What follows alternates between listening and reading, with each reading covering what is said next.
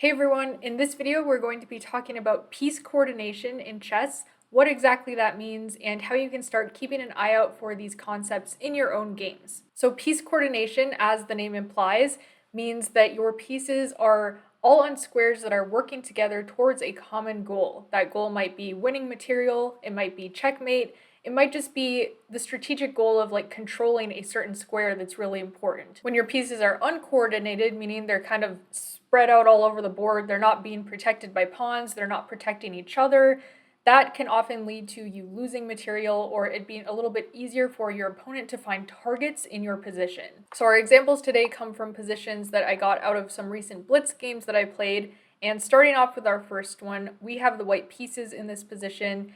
And let's just sort of take a moment, take stock of the position. There's a lot of pieces on the board here, a lot is happening, but the way for us to find the best move is to sort of know and take note of the way our pieces are coordinated, and in this case, the way our opponent's pieces are not coordinated. So in the last couple of moves in this game, I had gotten my queen over to this h-file where, teaming up with the bishop, both pieces were pointing at this really important h7 square, which, if this knight were gone, we would be able to give a check here, and we're even looking at possibly mating ideas because this knight is actually covering the king's escape square where it might want to go. So already we can see the ways in which these three pieces are somehow coordinated. Even though they're not all looking at the same squares, they're all inching slowly closer to the king, taking away squares where our opponent's king can go, and making threats against certain squares, certain pawns, etc. So if our Ooga Booga plan is really centered around this h7 square, this pawn that we would like to potentially win and give a check and,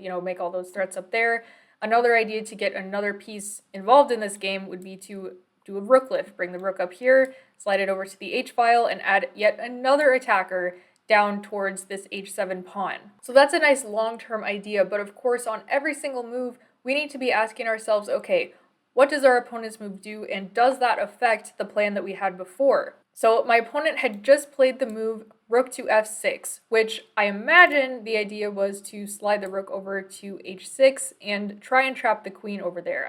That seemed to sort of be the idea, just the gist of what I was getting, because my opponent kept trying to kick my queen around, which ultimately allowed me to get my queen onto the h-file exactly where I wanted it. So my opponent had a very clear plan in mind as well, but in fact, because their pieces are so uncoordinated, it means that they actually didn't have time to go for this plan because we have a slow move that will take advantage of this, as I'll show you in just a moment. So one specific detail of piece coordination I'd like to point out has to do with knights. So in this case, we can see that the two black knights have a mutual defense of each other. They're defending each other because that's how knights move. This can be strong in some cases because a knight can refill the same position of a knight if it gets captured, but in other cases, it's actually very weak because if the knights are not defended by anything else, if we kick one knight away, suddenly the other knight is left completely alone. It has no defense. So the f4 knight in this case is also defended by the rook, but this h5 knight is not defended by anything. So in the game, I did find this move g3, kicking away the f4 knight, and once it moves, I would be able to capture the h5 knight. My opponent actually played the best try here, which was not moving this knight at all, but actually just bringing in the other rook, hoping for an attack down the f-file.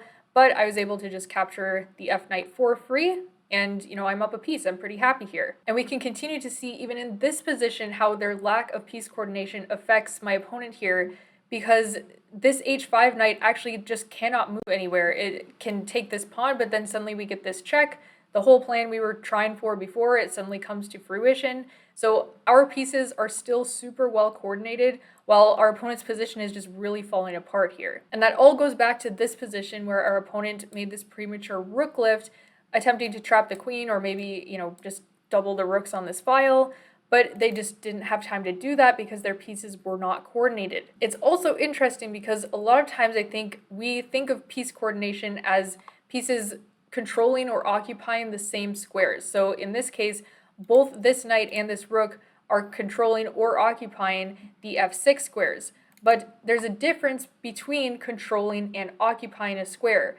In this case, actually occupying the square, putting that piece on that square, means that it's taking the square away from the place where this knight would actually like to move back and, escape. So again, just a fantastic example of how just because pieces seem to be looking at the same square doesn't necessarily mean that that's good piece coordination. It needs to actually make sense within the context of the position, and you also need to take your opponent's moves into consideration. So let's take a look at our next game, which got a little bit more tactical. As we'll see, in this position, I played the move Queen E1, which seems to just leave this bishop just completely hanging for the opponent's queen to just take. And in fact, I left it hanging for the next several moves. So we'll see we had an exchange of pawns over here, and the knight moves up, gives a check. I bring my queen up to the b file, adding more pressure to the d6 pawn, and finally, black's queen cashes in and grabs that free bishop. But the bishop wasn't free at all, because the queen is now lined up with the king, and once we slide the rook over, the queen's going to be lost. So black played the move king h8 in this position, which is the only move not to get checkmated. It was a checkmate in 12, but I don't know if I would have found that. But of course, black's pieces are so uncoordinated in this position that everything is just completely winning, even with just a minute on the clock. The rook over here in the corner, not connected to the other rook at all. This bishop is hanging, this knight is hanging, everything is hanging, the pawn is hanging. After just a few more moves, I was able to give this check, and now there's nothing that black can do to stop the mate. Blocking with the rook, I would take it, and it's GG. So going back to this position, this game turned around so quickly because I was able to see this motif of the queen in line with the king, and knowing that and sort of leaving this trap for my opponents, this poisoned bishop, as it were, to eventually potentially win the queen by sliding a rook over, that meant that as long as that threat was still there, I could use my other pieces, coordinate them a little bit better, and go for material and make threats over on the other side of the board. But that meant that every single move I had to evaluate whether this threat was still a thing, and often it can be dangerous to leave your pieces just hanging, because if your opponent is able to make a stronger threat and you've suddenly got a piece hanging over here because of some potential threat that you can make if they take it and they've decided not to take it, things can get really messy really fast. So again, you have to be careful when you're doing things like this, but as long as you reevaluate the position on every single move, make sure that you're going to be able to escape quickly if you need to, that sort of thing. This is a great kind of motif to keep in mind. And even in this position, we can evaluate the effectiveness and the coordination of both sides' pieces, right? So pawns also play into this. So this pawn wall down the center of the board is blocking things off. It's closing things up and preventing black's pieces on this side from making any kind of threats against my king on the other side of the board. Meanwhile, I'm able to very quickly use these open files against my opponent's king and, create much faster threats. So you can see very quickly, as long as I can neutralize the incoming pawns on this side, just shut the whole thing completely down. Black only has one rook aiming at my king right now. My king is so super safe. And, in the meantime, black's king has no pawns in front of it. It's being protected by its major pieces, which is usually not a good thing, especially if you can start bringing your minor pieces in for the attack, because that often means that your opponent's going to have to sacrifice material to save their king. And even here, black's response, moving the king up instead of maybe off to the side where it's no longer in line with black's queen, that probably would have been a slightly better decision, just to coordinate their pieces a little bit better and untangle from this mess that they've created for themselves. As long as these two pieces are in line, there's always going to be the potential for threats, especially because of these open files. My rooks can always slide in here, and there's no dark squared bishop too. That's another thing, the light squared bishop versus a potential dark squared bishop that would be able to cover this g1 square. And one more piece to this evaluation puzzle that's actually interestingly very similar to the last game we looked at is black has a knight on the rim here on the h-file, and there's a rook where that knight might like to go back and, reroute itself to a better square. Our knight is also on the rim here, but rules are not always steadfast, and this maneuver, bringing the knight up to give check, was actually a good one because now this knight is on our opponent's side of the board. It's very close, and because black moved the king to a slightly less than optimal square, we're also threatening these kinds of checks in the future. So how can you start spotting things like this in your own games? A lot of it is just learning about different kinds of tactics. So for example, the pin, right? Looking at the queen pin to the opponent's king. Knowing that tactical motif means that I can find ideas like leaving this bishop hanging because I would be able to bring a rook in and win the queen. Another thing is just correct evaluation of the position and creating plans based on that evaluation. So of course, this is all easier said than done, but looking at this in a very concrete way, we can see the difference in king safety. That's another thing. So like I was saying earlier, there are open files on this side of the board because our opponent has pushed pawns, but we still have pawns in front of our king. On the other hand, our opponent only has one measly weak pawn in front of their king, and instead they're defending with their major pieces, which is not a good thing. These open files are going to be a lot more scary for our opponent in the long run because their king doesn't have any pawns protecting it. So what does that difference in king safety actually mean as far as making a plan?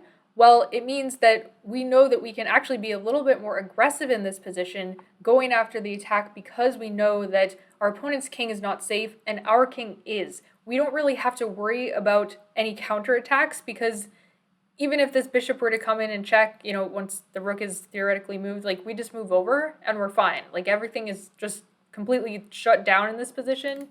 We really have nothing to worry about. It's still worth looking at and reevaluating every single move. If our opponent comes up with a threat against our king or against our pieces, obviously good to know, but for the most part in positions where your king is safe and your opponent's king is not, that means it's time to open up files and start a raging attack. One of the best ways to improve at chess is to look at the data from your own games. If you're not an expert in data analysis, you can improve that skill and many others using Brilliant.org. Brilliant is where you learn by doing, with thousands of interactive lessons in math, data analysis, programming, and AI. No matter where you're starting, Brilliant helps you learn real-life problem-solving skills from the ground up. You can build applicable knowledge with just a few minutes every day. This week I decided to check out some of Brilliant's new content on exploring data visually. Alright, let's check this out. Not every comparison is this straightforward. True. Florida or Washington? Oh, this is so cool. To try everything Brilliant has to offer for free for a full 30 days, visit brilliant.org/Kamryn or click the link in the description. You'll also get 20% off an annual premium subscription. That's brilliant.org/Kamryn. Thanks to Brilliant for sponsoring today's video. Thanks so much for watching. I hope you're enjoying the return of the Middlegame series. Don't forget to subscribe, and I'll see you soon.